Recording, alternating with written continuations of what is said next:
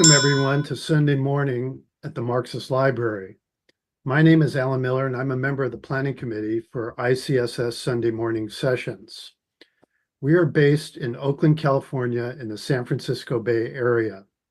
Our weekly programs are online via Zoom every Sunday morning at 10:30 a.m. Pacific time. You can sign up at our website, icssmarx.org, to receive weekly email announcements for our Sunday morning sessions. Our session today is co-sponsored and being live streamed by the Critical Theory Workshop, 10:30 a.m. Pacific. Okay, hold on.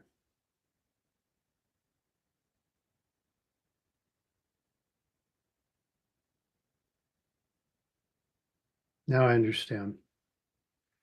Okay. Is co-sponsored by the Critical Theory Workshop. Our speaker is Gabriel Rockhill, editor of the recently released book, Western Marxism, How It Was Born, How It Died, and How It Can Be Reborn by Domenico Losurdo from Monthly Review Press. Domenico Losurdo, who lived between 1941 and 2018, was an Italian philosopher and militant who published over 50 books on Marxism, capitalism, Western philosophy, and the history of the communist movement. Gabriel Rockhill is a philosopher and activist who has published 9 books. He's a founding director of the Critical Theory Workshop and a professor of philosophy at Villanova University. We will have a presentation by Professor Rockhill, followed by a short break for announcements, and then questions from our session participants and from the live stream. Welcome, Gabriel, to Sunday morning at the Marxist Library. Thank you so much, Alan. Thanks for having me on. I'm looking forward to the presentation and the discussion that follows it. I thought that the best way to handle things would be to provide an outline of Western Marxism that operates at a slightly higher level of concrete abstraction than the book itself by Losurdo, basically situating some of Losurdo's work within broader debates on Western Marxism, including a book that I'm currently finishing for Monthly Review Press entitled Who Paid the Pipers of Western Marxism, that draws heavily on, is inspired by Losurdo's work. I'll speak for about 45 minutes to an hour, and as you mentioned, then we can have a break and open up for Q&A. I'll also mention, because we just started this morning with the Critical Theory Workshop. It's an educational nonprofit that I direct. We do a summer school, and we're increasingly doing activities throughout the year. We decided to launch a fall fundraiser to try to expand our activities and make more free educational kind of online content. So I just dropped that in the Zoom chat and the YouTube chat. If you're able to, and you have even the smallest amount, it would be greatly appreciated.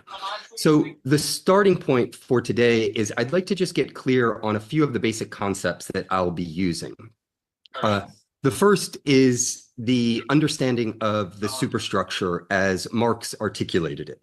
In one of his most detailed descriptions, Marx wrote, quote, "In the social production of their existence, humans inevitably enter into definite relations, which are independent of their will, namely relations of production, appropriate to a given stage in the development of their material forces of production. The totality of these relations of production constitute the economic structure of society, the real foundation or basis, on which arises," and this is his description of the superstructure, "a legal and political superstructure, and to which correspond definite forms of social consciousness. The mode of production of material life conditions the general process of social consciousness. The general process of the social, political, and intellectual life. It is not the consciousness of men that determines their existence, but their social existence that determines their consciousness," end quote. Now, the relationship between the socioeconomic infrastructure on the one hand and the ideological superstructure on the other, which includes both of these elements, the political legal aspect and what I'll call the kind of cultural apparatus. So the entire system of cultural production, distribution, and consumption. That relationship between the two is thoroughly dialectical, right? So Marx was not postulating a completely separate realm of economics that's not affected by forms of social consciousness, nor was he claiming that ideology has no internal logic of its own.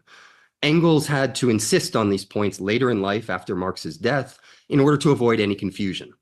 In a famous letter to Franz Mehring on July 14, 1893, Engels explained that ideology formally develops semi-autonomously and has a historical efficacy insofar as it may exert a reciprocal influence on its own environment and even upon its own causes, end quote. It is imperative, therefore, to avoid hypostasizing the infrastructure and the superstructure as two entities, approaching them from the point of view of what Hegel called the understanding, or more precisely, what Engels described as metaphysics.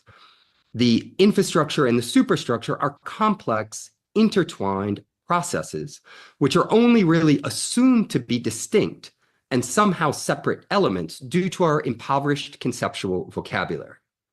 If one of these processes is identified as more foundational, or what Engels referred to as the determinant in the last instance, this is simply because it serves as the fundamental organizational structure of production and reproduction, meaning the overall economic mode of production, such as feudalism or capitalism, that conditions the material lives of human beings and their ideological composition.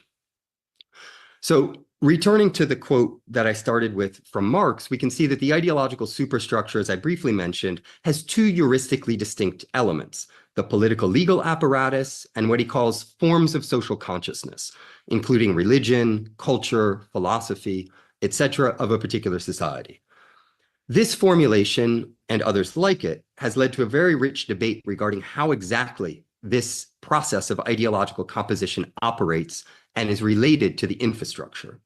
The work that I'm currently doing, drawing on Losurdo's work, is an attempt to flesh out how best to understand the superstructure of the most developed imperialist countries in the world.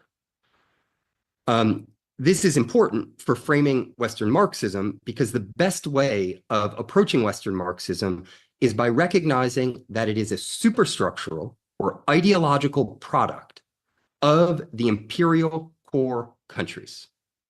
So to understand it as a theoretical practice, we need to situate it within the international relations of production and of intellectual production more specifically. I'm using imperialism here in a very general sense to refer to the ways in which the capitalist mode of production has underdeveloped major parts of the world, primarily the global south, the continents of Latin America, Africa, and Asia, in order to develop the imperial core, Western Europe, the United States, and a whole series of annex countries, Canada, Australia, etc. What this means then is that we can talk more specifically about the imperial superstructure, meaning the superstructure that has arisen within the imperial core. Within that geographic region, and even as a geographic region, it's somewhat imprecise because it's more of a kind of economic mapping of space, if you will. There is a proclivity for bourgeois democracies as the principal form of political legal superstructure, meaning the best democracy that money can buy, or a democracy that functions not for the people, but for the capitalist ruling class or the bourgeoisie. And there's also a bourgeois cultural apparatus. Again, what I mean by this is the entire system of cultural production, dissemination, and consumption that is operative within the imperial core, and that core is driven by the leading imperialist country in the world today, which is the United States. So it's within this cultural apparatus of the imperial core that a very specific form of Marxism has developed. This form is referred to often as Western Marxism. I would myself prefer the term imperial Marxism because of everything that I've just said. There's a number of things that I'd like to highlight about this category in general before getting into some of the details. One of them is that the imperial superstructure, again, both the bourgeois states of the Western powers and their cultural systems have recognized that it is very difficult to defeat Marxism and to just simply eliminate it, because it is a powerful science of liberation, not only for human beings, but also for the planet in general. And it has served as a compass for revolutionary transformation around the world. In that regard, then, what we see in the history of the imperial core is the attempt to deal with an opponent that can't be defeated, the opponent being Marxism.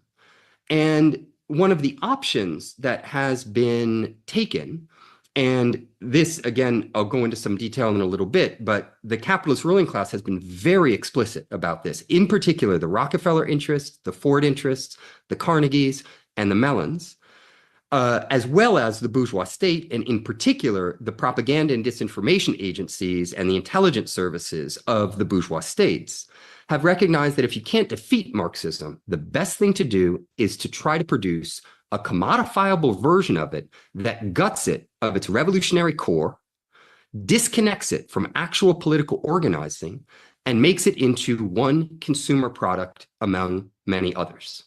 This, in many ways, is at least a preliminary definition of what Western Marxism is, right? So it's not a geographic description of all Marxism within, say, Western Europe and the United States.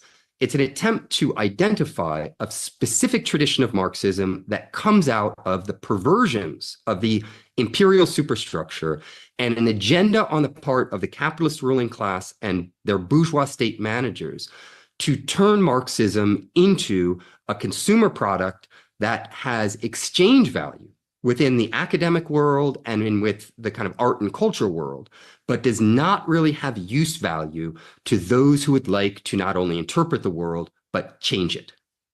So the reason I think that Losurdo used the expression Western Marxism for this particular book, and that many other people use it, is because this became the standard term, particularly as of about the 1970s in European debates concerning splits within the Marxist heritage. One of the most famous examples of this is the work of Perry Anderson, who of course wrote 2 books about Western Marxism. Now, according to Anderson, the Western Marxist tradition emerged as what he calls a product of defeat, insofar as there was a failure on the part of the socialist revolutions of the early 20th century, particularly the Russian Revolution, to spread westward, which led to a situation, again, according to Anderson, in which the Marxists in the imperial core tended to turn away from Communist Party organizing and the analysis of political economy toward an investment in the academic world and a predilection for cultural and philosophic issues, right? This is one of the reasons that a lot of people also refer to Western Marxism as cultural Marxism, because it's a Marxism that doesn't so much analyze political economy or even geopolitics for that matter, as it focuses on cultural products, and in particular, the products of the bourgeoisie, so bourgeois culture. Adorno, of course, would be a canonical example, but there are many others. These characteristics that Anderson highlights regarding Western Marxism are, I think, true at a certain level of analysis. However, Anderson failed to situate the emergence of Western Marxism in relationship to the totality of social relations of intellectual production, as well as production more generally.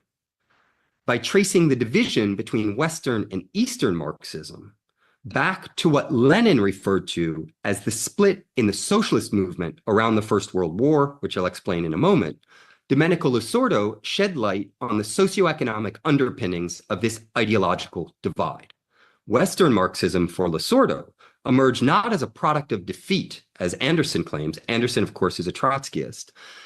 Western Marxism for Losurdo emerged historically as a social chauvinist version of Marxism within the imperial core, which superciliously derided the anti-colonial Marxism of the East, right? So if you're familiar with Lenin's writings on the split in the history of the socialist movement, what Lenin was concerned with is at the time of World War I, within the social democratic movement, and of course, at that point in time, there wasn't a real distinction between the communists and the social democrats. So Lenin and Luxemburg and others were referred to themselves as social democrats. Within that movement, though, the leading communist parties within Europe, Germany in particular, align themselves on the agenda of the national bourgeoisies, supported the war effort. And against that, Lenin, Luxemburg, and others criticized them for being social chauvinists, for being chauvinists who are Eurocentric is perhaps the term that we would use today, or some people would use today, although I think chauvinist is much more explicit in that regard. And that this led to a fundamental split in which the social democrats of the European tradition ended up defending not only World War I, but ultimately the imperial interests and the colonial interests of the capitalist ruling class of their nation states, over and against the position taken by Lenin and others who followed the same orientation. And that was a position that said that the class struggle in the age of imperialism has manifested itself in a principal contradiction, which is a national struggle for liberation from imperialism. So that the real Marxist position is not one of lining up and supporting the war and supporting imperialism. It is supporting the anti-imperialist struggle to break the chains of the Western powers and how they have subjugated the global South or the third world in favor of their own development. So what we see here in the divide between Perry Anderson's account and Losurdo's account is obviously Anderson is a Trotskyist. Losurdo is more of a Marxist-Leninist, not in the Trotskyist sense that that term sometimes takes on. And that in Anderson's account, you have a superstructural analysis in which he mainly looks at the political orientation of particular figures and how they're oriented in relationship to cultural struggles. But he does not provide us with an analysis of global imperialism, of the international relations of production. Losurdo, on the contrary, has that as his fundamental starting point. It is therefore also, in my opinion, much more rigorously Marxist and much more rigorously materialist, because he's looking at the economic mode of production and how it is fostering particular ideological orientations. He's not simply analyzing ideological orientations as if they functioned more or less autonomously in relationship to the economic base. In that regard, Losurdo's approach centers the imperial system as the basis for understanding the divergence between the two traditions of Western and Eastern Marxism. I didn't mention this, but of course, Eastern Marxism is indexing a Marxism that puts Marxism into practice by using it as a science of liberation from global imperialism. So Eastern Marxism is the Marxism that was developed in the Soviet Union, in China, in Vietnam, in Laos, etc., in Korea, and many other places. It's not ultimately a geographic characterization either, though, because ultimately Eastern Marxism is simply indexing the form of Marxism that is quintessentially anti-imperialist and centers the struggle against imperialism as the most important struggle within the kind of geopolitical class struggle. In that regard, Losurdo's work then provides us with at least an implicit call to engage in a political economy of the production, circulation, and consumption of ideology. Far from slipping into a form of economic reductionism, though, this project pays ample attention to the subjective agency of individual intellectuals. Anyone who's taken a look at the book should know that. He goes into specific positions taken by Horkheimer, Adorno, Agamben, Zizek, Hart, Negri, and many others, so-called Western Marxists. And I think this is very important to his project because there's a misunderstanding on the part of some that, you know, Marxists are economic reductionists, or that there's a, you know, longstanding tradition of economic reductionism, in spite of the fact that just about every well-known Marxist worthy, at least of the name, has been critical very explicitly of economic reductionism.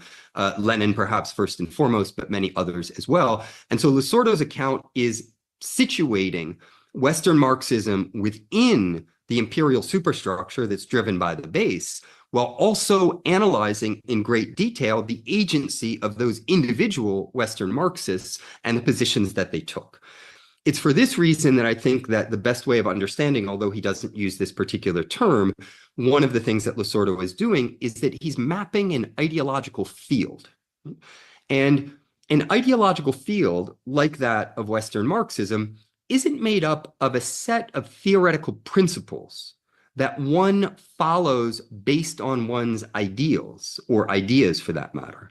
An ideological field approaches ideology from the point of view of practice and the material endeavor to or I should say the material forces that condition those practices. So an ideological field sets the kind of rules of the game, if you will.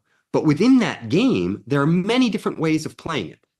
And so it allows for the agency of individual subjects, but that agency is conditioned by the parameters of the field as such, right? So one could think of playing a game, right? Like a soccer match for that matter. There are rules. And within those rules, though, there are many different ways of playing soccer.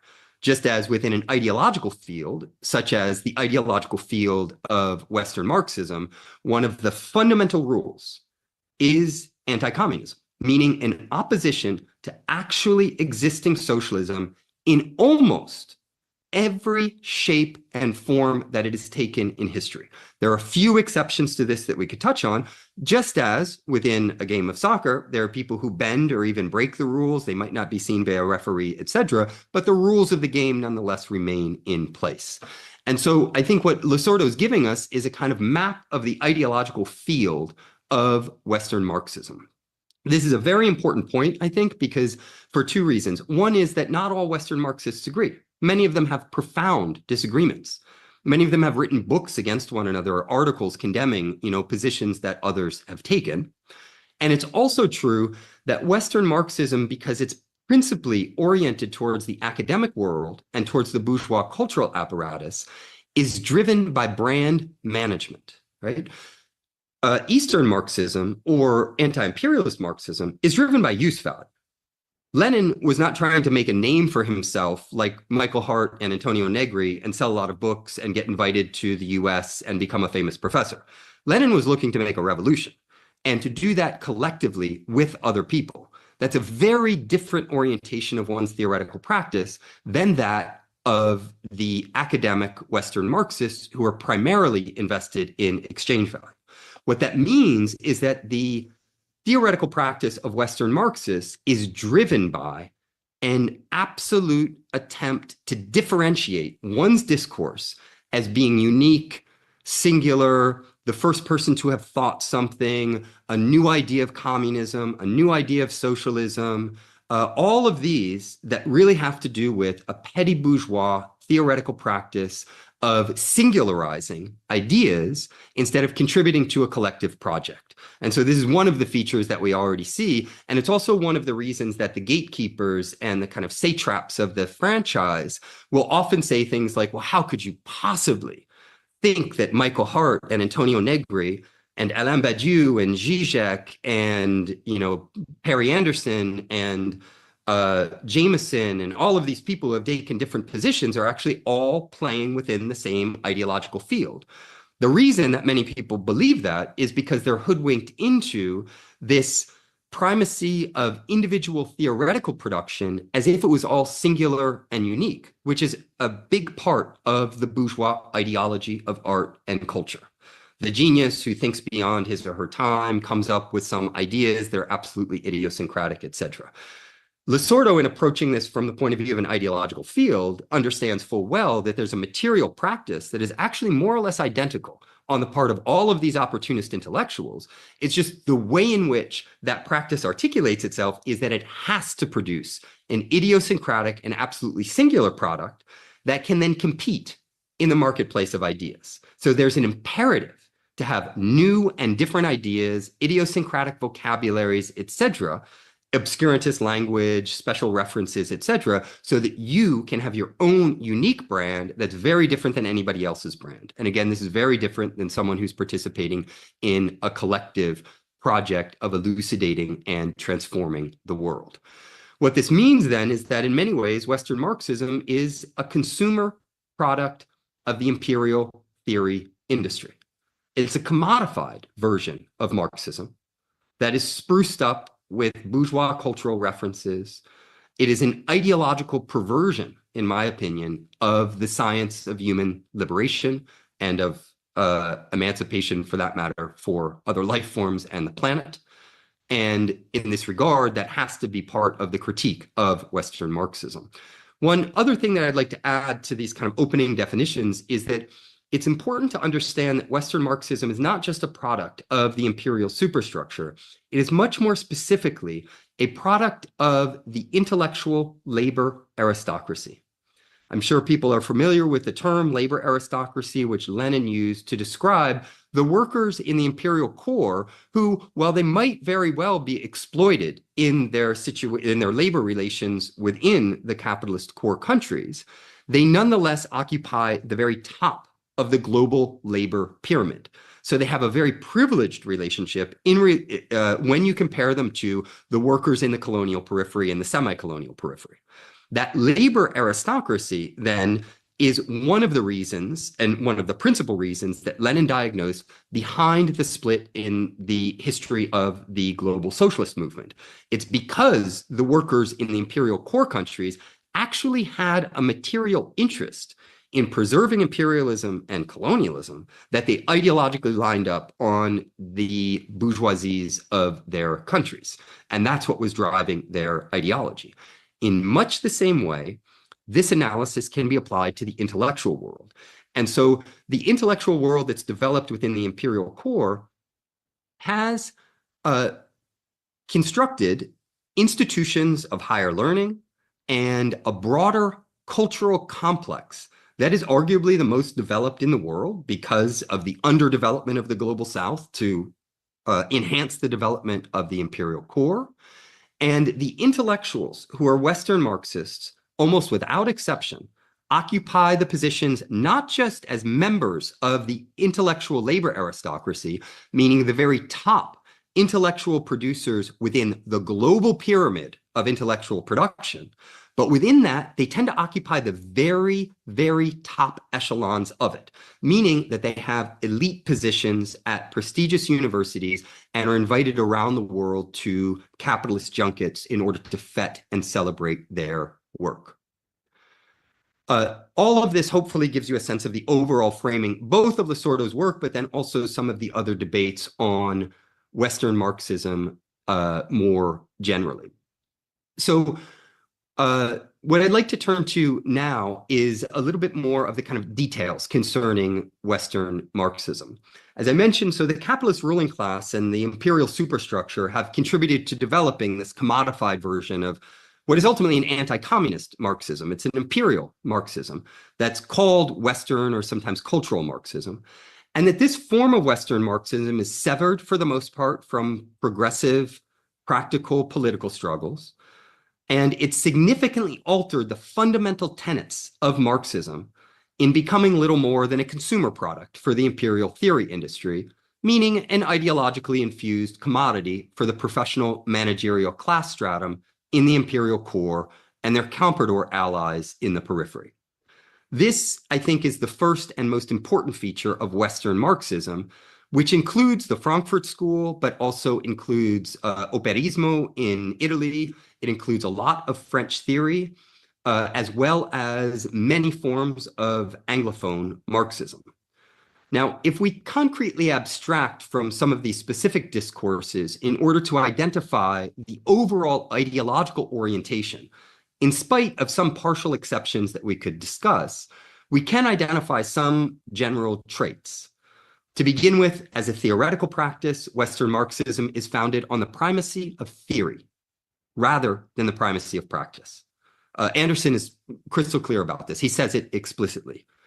And Western Marxism generally shuns organized progressive politics, as I mentioned, but it also repudiates socialist states in favor of engaging in theoretical debates and the analysis of bourgeois cultural products.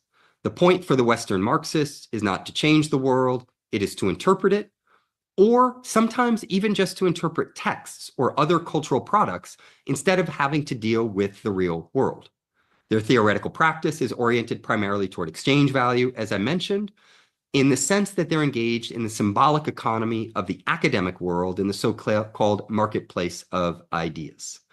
Methodologically, Western Marxists are revisionists who attempt to transform some of the fundamental tenets, as I mentioned a moment ago, of dialectical and historical materialism.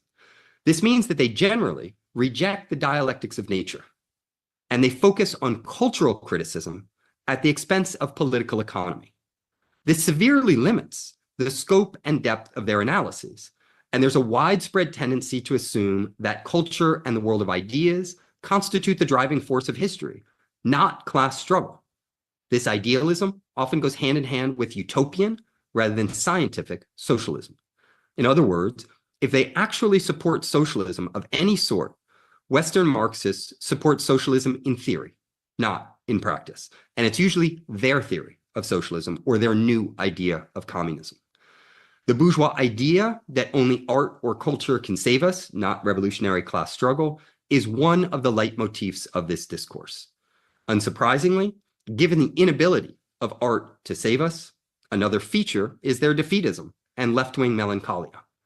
When they do try and identify a political exit to the quagmire of consumer capitalism, which they bemoan and often criticize, they generally indulge in a third-way politics of it's a kind of classic petty bourgeois belief that there's a magical way beyond capitalism and actually existing socialism that has a course that's charted out by their own privileged ideas or concepts.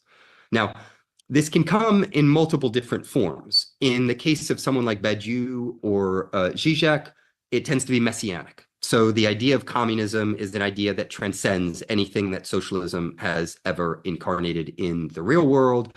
And what we really need to do is read and study them and try to understand an idea of communism that they have a lot of trouble articulating themselves. And when they do actually articulate it and give concrete, practical examples of communism, it is, according to Badiou himself, doesn't really look like communism at all. In fact, one of the examples that Badiou likes to refer to is Solidarność, the movement in Poland, which is a very complex movement, began as a workers' movement for reform within a communist state, but within about a year, the principal driving force behind Solidarność became the Central Intelligence Agency, and it became a weapon of war against the Eastern Bloc countries in general, and one that many of the French theorists, including Badiou, supported in an attempt to overthrow the Polish government. And so this obviously is an investment in anti-communism as the new idea of communism, which, you know, it doesn't take a genius to figure out that there's at least a mild contradiction in that regard. However, there are other Western Marxists who are less messianic and less idealist and Platonist than someone like Badiou, and they prefer the kind of terrestrial path. And what they tend to celebrate, Antonio Negri would be a good example of it. Zizek also traffics in this. There are many other examples. They tend to celebrate jacqueries and uprisings and moments of kind of intense conflagration. But they are opposed to disciplined forms of hierarchical organization and strategic planning that they identify and denigrate as being part of, you know, actually existing socialism. What this means then is that their defeatism is often a self-fulfilling prophecy. You'll never be able to change the world if you think this only requires a newfangled theory or you're waiting for divine intervention, nor will you ever succeed if you think that an unorganized, popular rebellion can magically win against highly organized, disciplined, and militarized imperialist states with extensive expertise in counterinsurgency, as well as the most powerful propaganda network in the history of humanity to back them up. So the specific ideological coordinates of Western Marxism include, as I mentioned, a rejection of actually existing socialism. Many Western Marxists are also opposed to organized revolutionary politics, including the party form, right? Badiou's very explicit about this. Party organizing is a form that is no longer appropriate to the contemporary age. It's not clear to me exactly why that's the case. He kind of declares it by philosophic fiat. And it's also a demonstration of the extent to which many Western Marxists are anarchists in Marxist clothing, meaning they're opposed to the party form, but they're also generally opposed to the seizure of state power, which they see as being just one more form of control, very much in line with a kind of insurgent anarchist orientation. They often fall back on simplistic moralizing approaches that naively advocate for horizontalist democracy and critiques of all forms of domination, rather than thinking in politically strategic terms about how to structurally modify over the long term a society in order to make democracy truly universal. In this sense, they tend not to be strategic thinkers who recognize that the dialectics of socialism sometimes requires tactics that might appear to contradict the overall goal, but are the only way of really advancing socialism in the real world. Finally, if given the choice between communism and capitalism, Western Marxists practically side with the latter, with capitalists, over and against the former, the communists, with very few exceptions, and in spite of their criticisms of capitalism, some of which are very well founded, they are ultimately anti-communist, capitalist accommodationists. The overall effect, then, of Western Marxism has been the global promotion of a petty bourgeois cultural commodity with little use value for practical struggles over and against the collective and innovative science of liberation known as dialectical and historical materialism. Since the latter has proven its ability to practically transform the world by breaking the chains of imperialism, it is clearly, from the vantage point of the ruling class, the most dangerous theoretical weapon of class struggle. Because it has not been possible to eradicate it outright, there has thus been an explicit effort to cultivate this commodified version of Marxism that can spread the virus of anti-communism under the cover of a red-colored pill. This has produced an imperious version of Marxism, an imperious kind of industry even, of ineffective academic discourses that are promoted around the globe as the very vanguard of Marxist theory, but which, practically speaking, serve to misdirect, confuse, or simply alienate those in search of a rigorous theoretical guide to understanding and transforming the world.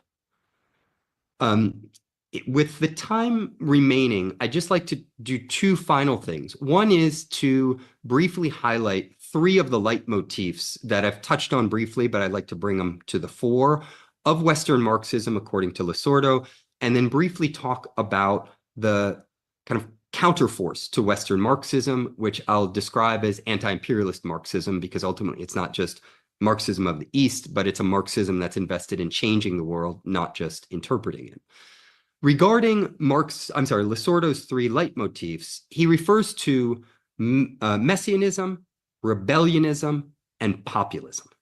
So messianism we talked about briefly. This is the idea that, well, if Marxism is going to have any traction in the world, it is to come from a force above and beyond the world.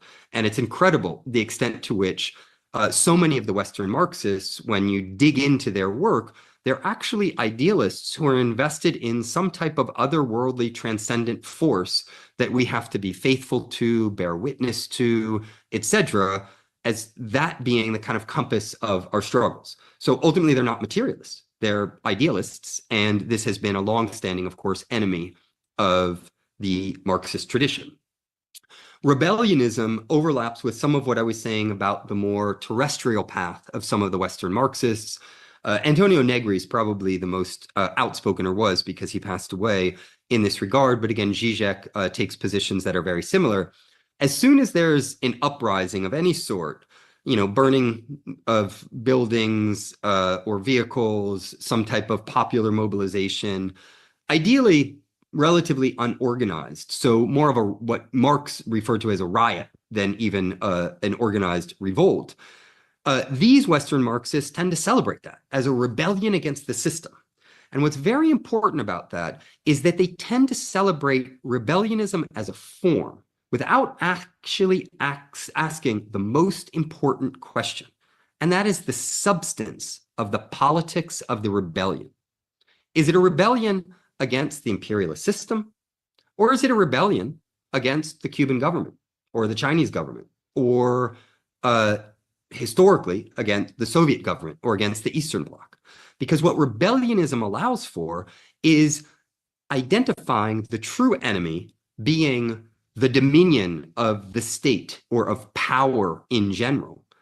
And there's no distinction made between whether or not the power of the state is in the hands of revolutionaries who have ousted, at least to some extent, the capitalist ruling class, or is it in the hands of the capitalist ruling class?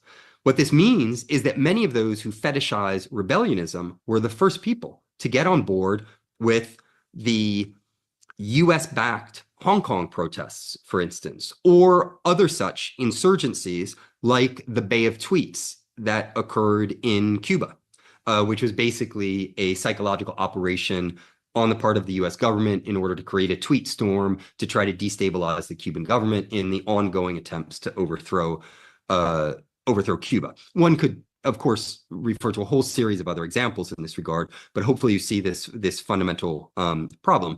It's good to be rebellious against any form of power, including power held by socialist states. Hence the Western Marxists getting in bed very often with anti-communist endeavors. Populism is an interesting category that Losurdo uses because populism is also this kind of belief in this rather nebulous form of an extra ideological subject that is going to drive history that's not a class-based subject, right? So if you're familiar with the work of Jacques Rancière, he calls this the demos. André Glucksmann called it la plebe. People have different words for this. It can just be called the people or the masses. They have their own idiosyncratic concepts, but the idea is that there is some group that is rather diffuse, that's not a class, that is the driving force behind history, and that we should support this kind of amorphous group in rising up and revolting against an established system. And so the problem with this is, just as you see on the part of the kind of enemy of rebellionism can be socialist states or capitalist states, because there's no distinction between them, because there's no analysis of the substantive political content of those states, you have the same problem at the level of the militant organizing that's being done. If it's simply an embrace of populism across the board, this can also be an embrace of fascist-style populism, of amorphous movements that themselves are actually shoring up the capitalist system, or for that matter, marshaling power against actually existing socialist states. So those are the three leitmotifs that you'll find in Losurdo, if you're not familiar with the book yet, that I just wanted to kind of touch on and relate to some of the things that I said earlier. But my final comments will be, and this is very important, so I hope that people haven't been, haven't lost their energy in listening to the other things that I've outlined. The real purpose for being critical of Western Marxism is not to celebrate oneself and say, oh, I'm smarter than all of these people, or they were all wrong, or it's just a bunch of garbage, or other such things. The real reason is to diagnose a problem. You have to know the cure. And one of the most powerful things about the historical and dialectical materialist tradition is that if it's done well and done right, criticism is rooted in an understanding of material relations that has a very clear sense of what the cure to that problem is. And so the real force driving a book like Losurdo's, and in my opinion, the best criticisms of Western Marxism, is an understanding of anti-imperialist Marxism. Anti-imperialist Marxism is precisely the Marxism that has not been supported by the intellectual labor aristocracy. It has not been promoted by the capitalist ruling class in their foundations. It has not been supported by the bourgeois state in their intelligence services. It has been demoted, and there has been an attempt to marginalize it, to crush it, and in certain instances to assassinate the people involved in it. It is the form of Marxism that is a real threat because it is invested in the primacy of practice, not in the primacy of theory. It's what Lenin, in his famous critique of the renegade Kautsky, referred to as a Marxism that preserves its revolutionary core. So this dialectical and historical materialist tradition is a tradition that includes not just historical materialism as a mode of analysis of human society, but also the dialectics of nature, which is absolutely essential for ecological struggles today, as the work of John Bellamy Foster and so many others have demonstrated. It's also an orientation that does not give primacy to cultural analysis, but engages in political economy and always understands culture as a product of and as nested within specific relations of production. In this regard, anti-imperialist Marxism gives us a real analysis of the social totality. not a partial analysis of the kind of cultural sector, or for that matter, only an analysis of human society and history, which is what you tend to find within the Western Marxist tradition. It's based on use value, not exchange value. So use value means that if you're a Marxist in this tradition, your goal should be to make a collective contribution, not to come up with some new idiosyncratic idea that's very obtuse and difficult to understand, but something that's useful, that people can latch onto, and a form of theory that, as Marx, of course, famously wrote, has power not because it grips the minds of the PMC, but because it can grip the minds of the masses. Right? That's the orientation of anti-imperialist Marxism. It is also fundamentally opposed to various forms of reductivism, dogmatism, the kind of orthodox images that often people use to slander anti-imperialist Marxism. It's a Marxism dedicated to innovation, because in order to analyze and understand the world and intervene in order to change it, you need to constantly innovate, but not for its own sake. The goal of innovation is to develop practical tools that have use value and can advance the socialist project. In this regard, you know, one of the reasons that innovation is particularly important is because anti-imperialist Marxists have understood the dialectics of socialism. That socialism doesn't come forth fully formed from the brain of Marx or from a text that someone interpreted correctly. It comes from the collective struggle of the masses of humanity. And in that regard, those struggles need to be, as much as possible, oriented so that you can harness the true power of people, but direct it against the real enemies. Lenin, of course, famously argued that, and in this regard, he agreed with one of Kautsky's claims, that for a revolution to be successful, you actually need bourgeois intellectuals. The reason that you need them is because workers who are subjected to the standard regimes of labor exploitation simply do not have the time, the training, the expertise, because they've been deprived of it. It's not because they're not capable of it. It's because they've been deprived of it by the system that they're within. Bourgeois intellectuals have been given very specific training, education, tools, time for research, etc., and they can develop scientific modes of analysis that are absolutely essential for guiding massive struggles. In that regard, you need, in Lenin's account, a class traders from what we would call today the kind of petty bourgeois intelligentsia, in order to contribute to these anti-imperialist struggles. And the figures within this tradition, of course, are obviously Marx, Engels, Lenin, Mao, Thomas Sankara, Che, Fidel Castro. I mean, these are kind of titans, of course, and I'm just using these names as stand-ins for, these are people who did incredible things because they were part of collective movements, right? None of them could have done any of what they did if they weren't organically connected to massive collective movements. In that regard, the practical orientation of anti-imperialist Marxism is based on an understanding of developing tactics for advancing socialism with a clear sense of the strategy, and an understanding that those tactics might, at certain points in time, contradict the strategy. And this is maybe the last point that I'd like to drive home, because it's something that I think that a lot of Western Marxists really don't get, is that many of them remain at the level of socialist consciousness that I would refer to, drawing on Mao's interpretation of Hegel, as sense perception. They think to themselves, well, I have an idea of socialism in my mind. And often that idea is an idea of a communism that would be very far in the future, where there'd be no state, there might not even be any work, there wouldn't be any exploitation. Some people say you just abolish money, everybody be free and equal, and everything be perfect. So it's this kind of ideal version of a future society. And then they look at a place like, Cuba or China or Poland or, any place that has historically been an actually existing socialist country. And they say, well, my sense perception of what I see doesn't map on to my idea of what it should be. And that means, in many ways, that they're simply remaining at a very low level of socialist consciousness.